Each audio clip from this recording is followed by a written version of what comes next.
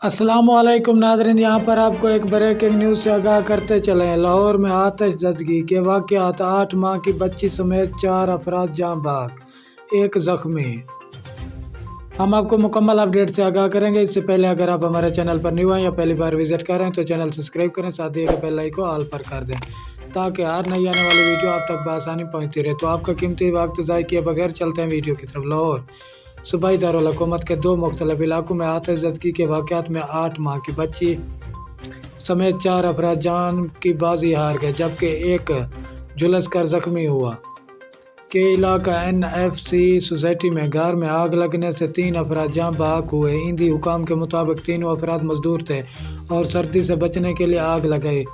दम घुटने से जाँ बहक होने वाले अफराद की शनाख्त जमान अली, हसनैन और नईम के नामों से हुई और ये उकाड़ा का रिहायशी हैं। पुलिस कार्रवाई के बाद लाशों को मुर्दा खाने मुंतकिल किया गया और लाशों को बगैर पोस्टमार्टम वारसा के हवाले कर दिया गया। ईंधी फाउंडेशन ने दम घुटने से जाँ बहक होने वाले तीनों अफराद की लाशों को इनके आबाई गांव में ईंधी एम्बुलेंस के जरिए मुंतकिल कर दिया। आतिश ज़दगी का दूसरा वाक़या सब्ज़ा के इलाके में पेश आया, जहां